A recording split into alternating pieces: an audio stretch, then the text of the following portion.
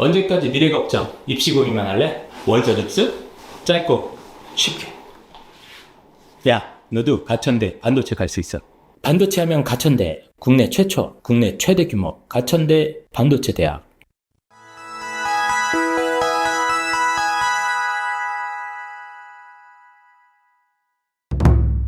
자, 입시왕 월간 상담소. 또 저희가 밀린 사연들을 처리하고 있습니다. 안녕하세요, 입시왕 한희쌤입니다. 안녕하세요, 홍프로입니다. 안녕하세요, 박세준입니다. 네, 오늘 박세준 선생님께서 특별한 게스트로 저희 나와주셨고요. 저희 입시왕 방송에서는 한두 번 출연시켜보다가 쓸모 없으면 가차없이 자릅니다. 예. 자른다기보다는 연락이 안 간다. 연락이 안 됩니다. 잘리지 않도록 열심히 하겠습니다. 우리 박세준 선생님께서는 어쨌든 지금 10년 넘게 컨설팅 경험이 어마어마하게 많으신 분이시고요. 그렇죠? 네. 뭐 진짜 잡놈 그 자체야. 네. 사람 불러놓고 이렇게 네. 잡놈이라고. 뭐 온갖 걸 다 하시더라고요. 뭐 특성화고에서부터 원래 그런 거 잘 안 하거든. 용어촌, 특성화 이런 거. 다양한 분야의 경험치가 많다. 네. 네. 그래서 수시, 정시뿐만 아니라 농어촌, 특성화, 뭐 예체능 애들도 많이 해요. 네, 다 합니다. 확실히 컨설팅이라는 게, 폭이 넓으셔. 그러니까 컨설팅이라는 게 내가 가보지 않은 길을 먼저 가본 사람 얘기를 듣는 거잖아요. 네, 그런 부분에 있어서 경험이 많은 건 저는 장점이라고 생각을 합니다. 그래서 우리 박세준 선생님, 저희 입시왕의 새로운 컨설턴트님과 함께 월간 상담소 진행을 해보도록 하겠습니다. 두 번째 사연은 SARY님께서 12월 22일 날 남겨주신 사연입니다. 어떻게 해야 할까요? 라는 질문입니다. 요거는 이제 홍프로님이 목이 많이 아프시기 때문에 네. 박세준 선생님께서 제가 간단하게 읽어주시기 바랍니다. 사연은 이렇습니다. 1학년 기말까지 마치고 2학년을 준비하려고 보니 고민이 되는 것이 있어 글 남겨봅니다. 아이가 받아온 등급은 2등급 1등으로 문을 연 과목이 2개나 되네요. 그러니까 이제 1등급 컷에 들어가지 못했다는 거죠. 네네네. 영어랑 과학입니다. 그렇다고 다른 과목이 다 1등급이냐? 그렇지도 않습니다. 사회, 한국사 이런 거는 두세 개 틀리면 3등급이라 다행히 내년엔 사회가 없다고 너무 좋아하네요. 두세 개 틀리는 정도면 뭐 인원이 적거나 그렇겠죠? 더 큰 문제는 시험이 한 번은 엄청 어렵고 한 번은 보통 수준, 아이들이 느끼기엔 좀 쉽다 이렇게 나오더라고요. 저희 아이는 꽤 어려워서 1등급 컷이 80 중반 될 때에도 한두 개 틀려서 그 과목 등수 1, 2등 정도, 좀 쉬워서 100점이 각 반에 두세 명씩 있을 때에도 한두 개를 틀려서 그때는 과목 등수가 30등 정도 됩니다. 모의고사도 그래요. 한두 개씩은 꼭 틀려서 100점 받으면 누가 죽인다고 했니라고 제가 말한 적도 있을 정도입니다. 보통 문제를 잘못 읽은 경우가 제일 많고 그냥 멍해질 때도 있다는데 아이가 꼼꼼하지를 못해서 공부를 깊게 다하지 않는 이유도 있을 테고요. 이게 제일 큰 듯하다고 어머니께서 말씀 주시고요. 수학학원 선생님도 숙제 200~300개 문제를 내줘도 제일 성실하게 다 풀어오고 정답률도 높고 학원 테스트도 다 맞거나 한 개 틀리는 정도인데 모의고사나 학교 시험만 보면 어이없는 실수로 꼭 틀려서 안타깝다고 합니다. 보통 아이들이 공부를 어느 정도 했으면 몰라서 틀리는 경우는 잘 없고 누가 실수를 덜 하느냐의 문제니 스스로 고치려고 해야 한다라고 말씀하셨다는데 얘는 공부를 어떻게 해야 더 하는 건지 지금도 충분히 열심히 하고 있고 뭘 더 봐야 안 틀리는 건지 감도 못 잡겠고 특히 내신은 실수도 안 하려고 하고 있는데 채점하면서도 틀릴 리 없다고 생각한 게 자꾸 틀리니까 답답하다고 합니다. 무슨 말을 해줘야 할지 모르겠습니다. 과탐 준비하려면 저런 거 한두 개 실수가 치명적이던데 어떻게 공부하는 것이 좋을까요? 결국엔 학습법에 대한 고민이 많으신 것 같아요. 네, 이게 참 일단 상황을 좀 요약을 하면 아이가 굉장히 좀 나름 성실하다. 네. 뭐 학원 숙제도 다 풀어가고 또 학원 숙제 풀 때는 다 맞추고 이랬는데 그놈 한 문제 때문에. 네, 그놈은 한두 문제를 뭐 실수로 틀릴 수도 있고 문제 잘못 봐서 틀릴 수도 있는데 그놈 때문에 1등급이 안 나오고 2가 자꾸 나오고 2 될 게 3이 되고 요런 상황. 이게 지금 1년 동안 반복이 되시니까 어머님이 이제 이거 어떻게 해야 되냐. 얘가 이 새끼가 공부를 아예 안 하면 어떻게 혼내야도 늘겠는데 그것도 안 되고 나름 열심히 하는 것 같은데 답이 안 보이는 그런 상황인 것 같아요. 그래서 아이가 이제 부모님 말씀에 따르면 어머님 말씀에 따르면 학교 시험이 뭐 쉬우나 고우나 항상 한두 개씩 틀리면서 계속 이제 등급이 왔다 갔다 하는 상황인 것 같고 더 성실하긴 한데 가끔 뭐 문제를 잘못 읽어서 틀리거나 또 뭐 멍해질 때도 있다. 이런 얘기도 하는 것 같아요. 그래서 이게 도대체 답이 없냐? 이게 뭐 실력의 문제냐? 아이가 뭔가 좀 심리적인 문제가 있는 거냐? 아니면 이러고 살아야 되는 거냐? 이런 좀 답답한 심리를 얘기해 주신 것 같습니다. 일단 이번에는 홍프로님께서 먼저 이 아이의 어떤 상황을 진단을 한번 해주실 수 있을까요? 제가 방송에서 여러 번 말씀드렸는데 이게 확실히 남의 얘기를 듣는 거랑 본인에게 상황이 닥치면 또 느낌이 달라져. 그러니까 우리 아이가 딱 왔어. 시험지 들고 왔는데 네. 시험지가 98점이야. 이때 부모님의 반응은 두 가지로 나뉩니다. 그동안 열심히 공부해서 좋은 결과가 나왔구나. 축하한다. 박수. 맛있는 거 먹자. 이런 느낌. 또 한 부류는 너는 왜 100점은 안 나오니? 맞는 말이잖아. 왜 안 요구리, 나오냐? 너 누가 요구리. 100점 맞으면 너 누가 뭐 죽인다고 했냐? 너 그래서- 일부러 안 맞는 거냐? 그렇게. 그래서 이제 방송의 취지는 후자는 하지 말자. 예, 이런 취지였는데 다들 댓글에는 맞아요. 뭐 하지만 막상 본인의 자제분이 이런 결과를 상황에 놓이면은 비슷한 반응이 나옵니다. 왜냐면 등급이 상대평가니까 100점이었으면 1등급인데 그건 한 문제 때문에 98점으로 2등급 됐으니까 얼마나 억울합니까? 이거는 방금 내 얘기도 아닌데 듣는데 와 나까지 기운이 쫙 빠져. 열받나니까 지금. 나까지 기운이 쫙 빠져. 근데 제 생각은 그래요. 저도 학교에서 고등학교 때 돌이켜 보면은 천재 공부하는 기계 이런 애들 있잖아요. 이런 애들 평균 몇 정도 나오죠? 평균 전과목 평균? 전교 1등 한 애들 97, 98 찍었던 것 같아. 중학교 때. 그죠? 네. 100은 안 나와. 100은 쉽진 않지. 100. 그러니까 야 쟤는 사람 아니야. 쟤는 기계야. 쟤는 걸어다니는 사전이야. 이런 애들도 네. 과목당 한 개는 틀려. 사실은. 저도 공부 잘하는 애들이 뭐 94, 5, 더 잘하면 96, 7. 그러니까 한두 개는 솔직히 말하면 아쉽긴 하지만 그거를 가지고 어떻게 보면은 평가에 박하게 평가하면 안 된다. 그게 알고 틀리고 모르고 틀렸든 아니 사람이 어떻게 완벽할 수가 있어. 저는 그래서 이 부분은 좀 동의하기 어렵거든요. 그러니까 아니. 이 어머님이 너무 좀 뭐라고 해야 되지? 기대치? 뭐 기대치라고 해야 되나? 아니 요 부분 딱 아니 시험이 쉬워도 한두 개 틀리고 어려워도 한두 개 틀리고 100점 맞으면 누가 죽니? 요 마인드는 어머님 버리시는 게 맞다. 그런 만드는 오히려 아이한테는 나쁠 수 있다. 이거는 제가 말했던 교육학에서 되게 비교육적인 교육에 도움이 안 되는 부모님의 반응이다. 엄마도 아쉬워서 그러지 아쉬워서 힘들어서 어머니. 다 이유는 있어. 네. 근데 이제 이런 반응은 아이를 좀 기죽일 수 있으니까 하지 말아달라. 이게 오히려 더 스트레스가 되면은 그럴 수 있는데 근데 그 좋은 말씀 많이 해주셨는데 얘가 뭐가 문제냐 이거야. 얘가 뭐가 문제입니까? 지금 실력이 문제입니까? 노력이 문제입니까? 뭐 IQ가 문제입니까? 조상님이 문제입니까? 뭐 구술을 해야 됩니까? 제가 얘기했잖아요. 예. 문제가 없다. 지금 전혀 문제 없는 상황. 그럼 어머님의 그 마인드를 바꾸면은 달라질 거다. 아니, 이 말씀이신 거예요? 100점 맞을 수도 있고 한두 개 틀릴 수도 있고 어쨌거나 되게 상위권에서 왔다 갔다 거리는 거지 어떻게 항상 100점만 맞죠? 저는 좀 이걸 큰 문제라고 뭐 작은 문제일 수는 있는데 큰 문제라고 생각하기는 동의하기 어렵거든요. 만약에 이 한두 개 틀리는 것 때문에 스카이를 못 간다. 못 가는 거지 뭐. 그러면은 그것도 그냥 못 가면 못 가는 거지라는 마인드가 필요하다는 말씀. 그거는 저는 이렇게 생각해요. 몇 프로가 갑니까? 그 특정 대학교를 맞아. 아니야, 몇 프로 안 우리가 되죠. 뭐 다 서울대 갈 이유가 한 없어. 서울대라고 치면은 뭐 3,000명, 4,000명이라고 치면은 0.01%가 가는 거잖아요. 네. 간다 못 간다 누구도 그거 장담할 수 없어요. 네. 열심히 한 아이들 중에서 성적이 나오는 아이들 중에서 제가 말하는 건 그 해에 갈 운이 있는 아이들이 간다. 그치. 다 약간 요 정도 그렇게 생각을 하거든요. 그래서 뭐 저도 말을 좀 보태면 저는 사실 이제 홍프로님 의견과 상당히 동일한 입장입니다. 그러니까 문제가 없다.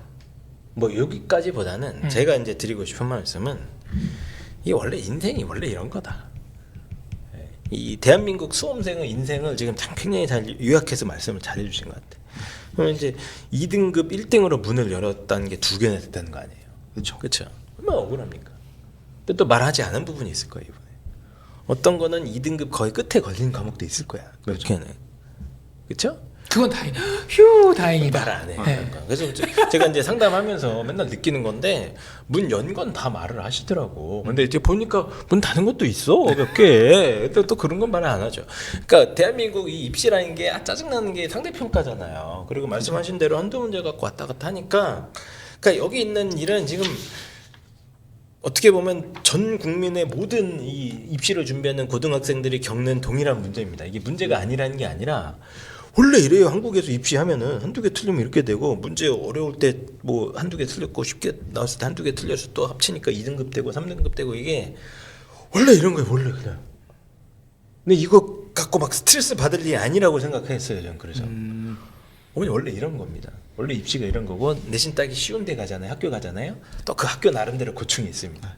문제가 쉽대. 그래서 문제가 생기고 100점은 1등급, 하나 틀리면 3등급. 그치. 내신 따기 어려운 학교 가면 또 그 나름대로 고충이 있고 내신 따기 애매한 학교 가잖아요. 또 그 나름대로 고충이 있고 아 그러면은 어쩌라는 거야?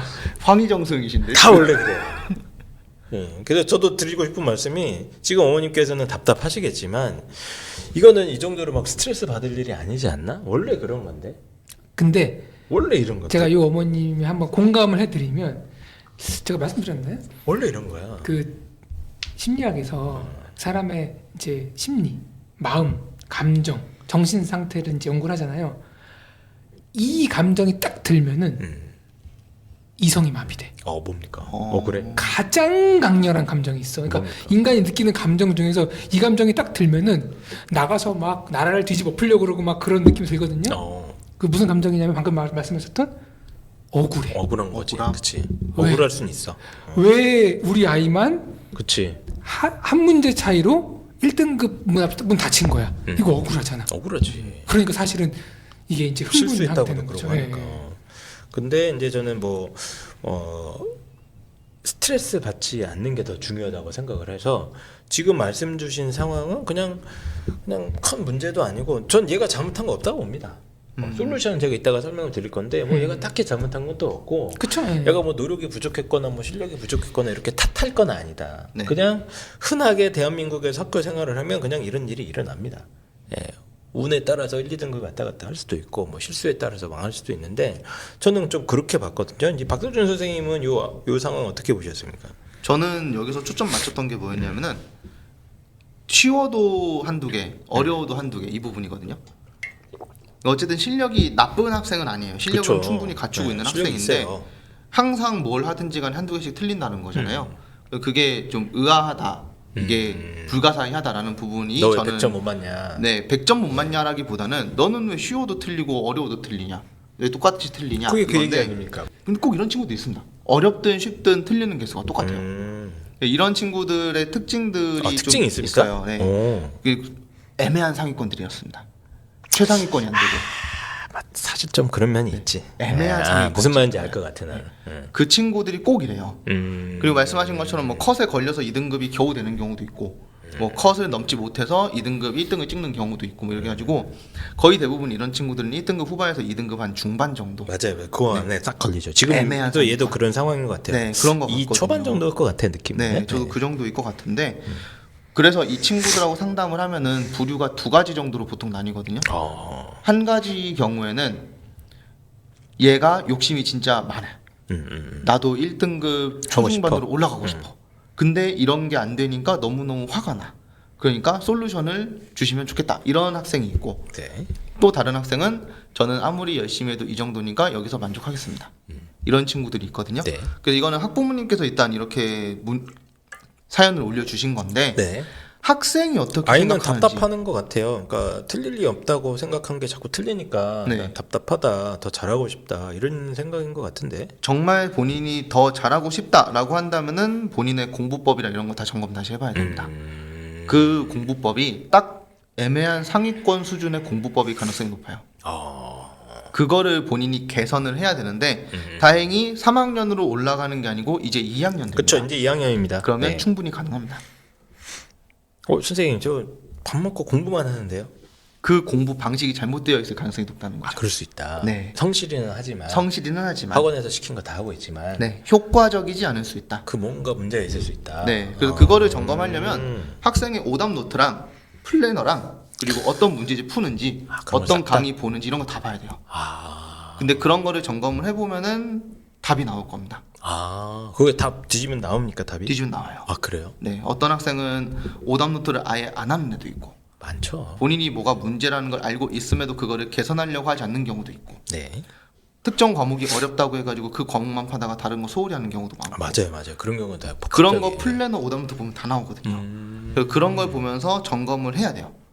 근데 이거는 스스로 점검하는 게 좀 어려울 수 있거든요. 그래서 나보다 공부 잘하는 친구가 봐주거나 아니면 학원 선생님에게 요청을 드려가지고 분석해달라고 한다거나 이런 식으로 제3자의 의견이 필요합니다. 뭔가 좀 뭐 공부법에 좀 도 같은 네. 박세준 선생님 같은 분을 만나거나. 그렇죠. 컨설팅으로 오거나.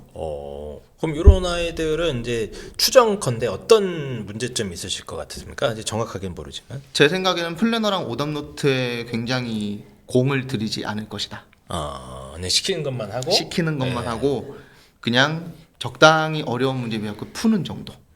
그 정도에서 끝나 있을 가능성이 높습니다. 저도 살짝 의심되는 부분은 이제 어쨌든 시험 문제 있을 때도 자꾸 틀린다. 이런 부분으로 봤을 때 시험 기간 중에 어떤 회독의 어떤 정도가 이 극상위권들은 진짜 급이 다르거든요. 맞아요. 진짜 막 미칩니다 이놈들은. 회독을 막 10회독 막 이런 건 좀 과장인데 6번, 7번, 8번 계속 올라가게 얘들은. 근데 이런 분들은 한 3, 4번에서 4, 5번 정도 어느 정도 보고 나서 멈추는 경향이 좀 있어요. 네. 예. 그래서 그런 것도 약간 의심스러운데 어쨌든 박세준 선생님 의견은 아직은 최상위권이 될 준비는 안 돼 있을 수 있다, 네가. 네, 그거를 좀 점검을 해서 그치. 개선하면 2학년 올라가면서는 더 좋아질 거다. 공부 방법이나 이런 부분에 대해서. 네.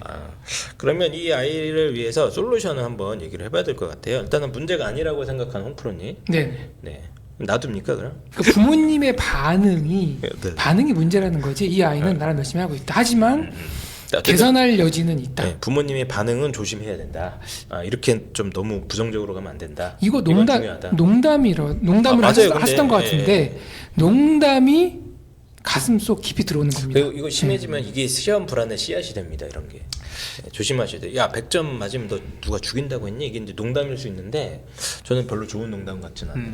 예, 부담을 더 줄 수 있어요 아이한테. 근데 이 아이 지금 어떻게? 답이 있어요. 뭐예요? 봐봐요. 문제를 잘못 읽고 멍 때리고 꼼꼼하지 못해서 공부를 깊게 다 하지. 아니 당연히 이렇게 하면은 공부가 완벽히 되는 게 아닙니다. 그러니까 최상위권은 아니다. 아니에요. 예. 최상위권은 아니다. 그리고 아까 애매한 상위권이라는 말씀을 해주셨는데 이것조차가 아이들로 하여금 오해를 불러일으킵니다. 저 이런 표현 쓰지 말아야 된다고 생각을 해요. 자, 보세요. 저는 상위권인데 좀 애매한 상위권이야. 그럼 어떤 생각을 가지냐면은 나는 되게 거의 다 공부 끝냈는데 조금 부족하면은 돼라는 느낌을 주거든요. 이거 되게 그럼 뭐라고 합니까? 혼동을 일으키는 영화야. 너는 비상위권이야. 짜증나네. 비. 아까 그 비슷한 거 아닙니까? 100점 못 맞는 게 문제다. 이건 그 표현이 거네. 결국에는 이건 제가 농담을 한 거고 중상위권이지 중상위권. 그냥 상위권은 아니에요. 중상위권인데 봐봐요. 문제를 그래도 잘못 잘하는 읽고 애야. 문제를 잘못 읽고 멍 때리고 꼼꼼하지 못하는 거 이거 금방 고칠 수 있어요? 쉽진 않죠. 이게 보통 기질적인 부분이라서 이거는 실제적으로 교정을 해보면은 되게 그러니까 공부할 때만 바뀌는 게 아니라 이 아이의 평소 생활이 다 바뀌어야 돼요. 그러니까 그 아이가 그럴 수 있죠. 뭐 시간관념, 평소의 생활 태도, 생활 습관 이런 것들이 공부에 묻어나는 거기 때문에 다시 태어나는 수준의 어떤 꾸준한 어떤 노력을 해야지 서서히 극복이 되는 거거든요. 그쵸, 그럼 그쵸. 고3 끝나잖아요. 그래서 제가 이런 부분보다는 저는 확실한 어떤 좀 변화 그런 걸 좋아하거든요. 뭡니까? 저는 양적인 변화를 좋아합니다. 양적인 변화가 뭡니까? 예. 제가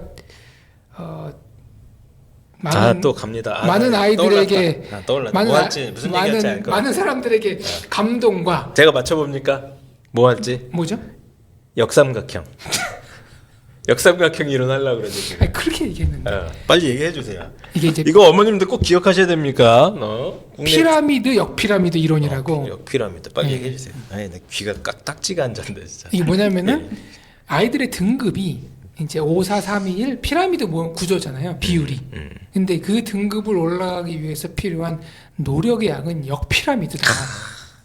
그렇지. 2에서 1 올라가려면 그 조금 극복하는 게 아니다. 그러니까 3에서 2로 왔던 그만큼 해서는 2로 1로 못 간다는 거예요. 그 2배를 해야 된다. 2배가 아니에요.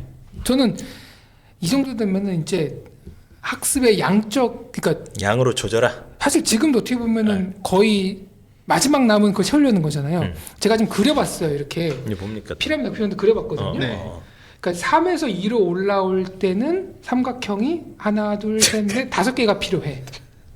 그러니까 4에서 3으로 올 때는 하나, 둘, 3개. 근데 여기서 하나 올라갈 때는 5개 필요한데 여기서 올라갈 때는 하나, 둘, 셋, 넷, 그림을 다. 보여주면서 얘기를 해야지. 지 혼자 그러니까- 하면 됐고. 네. 예, 어쨌든 많이 필요하다. 거의 1.5배 이상이 더 필요하네요. 이 기하학적인 그림만으로. 그러니까 아이들이 제일 원하는 게 단위 시간당 효율을 올리고 싶어요. 그러니까 나는 공부하는 시간을 늘리고 싶지 않아. 이미 충분히 나는 나는 먹고 자고 생활하고 공부만 하는 거야. 전 못 늘려라는 어떤 기준을 세워놓고 네네. 그 안에서 공부를 이제 하는 그럴 수 건데 있죠. 저는 그 학습 생각을 자체는 깨야 된다. 크게 못 늘린다고 생각해요. 학습 시간의 양적 극대화. 양적 극대화. 또래 친구들이 혀를 내두를 정도의 야, 너 그러다 죽어. 이 얘기가 나오지 않으면은 너는 더 열심히 할 여지가 있는 거다. 아 근데 또 틀린 말씀이 아닌 게 다 열심히 하긴 하잖아요. 다 그쵸. 열심히 하는데 이제 저희도 소위 말하는 정규 1등급 애들 나와서 상담하는 거 보면 이렇게 하는 거 보면 그냥 혀를 내두르는 애들이 있습니다. 진짜 와 얘는 진짜. 그러니까 어떤 정도로 하냐면은 그러니까 한 과목에 어떤 전교수에 공부 잘하는 애다 보면은 쉬는 시간에도 맞아요. 문제 막 풀고 그렇게 해요. 이동하면서 그냥 이동하는 게 아니라 머릿속에서 계속 그걸 돌리는 거예요. 모든 에너지와 생각과 이게 다 집중돼 있는 애들이. 급식줄 기다리면서도 막 떠올리고 있고 밥 먹으면서도 코로 먹는지 밥을 먹는지 몰라요. 아까 그 문제 고민하느라고. 그리고 또 중요한 게 자기 전까지 공부를 딱 해요. 자잖아. 꿈에서 또 공부해. 애들이 인터뷰에 뭐라 그러냐면은 분명히 어제 밤까지 안 풀렸는데 밤에 고민하다가 자고 일어났더니 아침에 풀렸다. 아 근데 이런 거 있어요. 현상들을 심리학 쪽에서 그러니까- 교육 심리학에서 예. 그러니까 꿈이라는 거는 마지막까지 고민하던 것들을 계속 뇌가 하는 거거든요. 네. 그러니까 내 친구는 자면서 땅에 떨어지는 꿈을 꾸는데 저 친구는 자면서도 아까 마지막 공부했던 그게 뇌들이 계속 돌아가고 있는 거예요. 그러니까 이 정도는 그러니까 해야지. 그 정도로 극단적으로 공부 양을 늘리는 것도 솔루션일 수 있다. 양적 극대화가 양적 극대화? 우선 돼야지. 예, 그러면은 그 다음에 이제 질적인 부분을 고민하는 게 맞다. 박세준 선생님 같은 경우는 얘가 열심히 할 텐데 분명히 플랜적인 부분, 뭐 네. 공부 계획, 뭐 이런 것들. 그 플랜에 방금 홍프로 쌤이 오답 말씀하신 이런 것처럼 것들. 그런 공부량의 문제가 분명히 그것도 있을 있죠. 거고요. 네. 보통 이제 전 일반고라고 생각을 하고서 네, 말씀드릴게요. 일반고에서 한 1, 2, 3등급 섞여 나오는 친구들이 있잖아요. 네네네. 그 친구들 공부량을 보면 대략 한 하루에 10시간 정도 합니다. 그러면은 이제 12시간으로 늘리거나 그쵸, 14시간으로 늘리거나 뭐 이런 건 당연히 중에. 예. 당연히 해야 되는 거고. 네. 근데 저는 하루에 진짜 15, 6시간을 하는데 등급이 안 올라요. 이런 친구들도 꽤 많아요. 그런 애들은 방식의 문제가 그럴 수 크다. 있죠. 예. 그리고 그거를 제가 이야기를 하는데 그거를 제가 상담 때 학습법에 대해서 설명을 할 때 제일 기본적으로 하는 내용이 재수종합반이랑 비교를 하거든요. 재수종합반에서 메디컬을 가는 학생들은 이렇게 공부해. 이렇게 공부하는 걸 너가 70%만 따라가도 내신은 5, 2등급 나올 거야.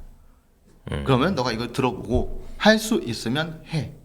근데 해보고 너무 빡세면 하지 마. 걔들은 의대 가는 애들이잖아요.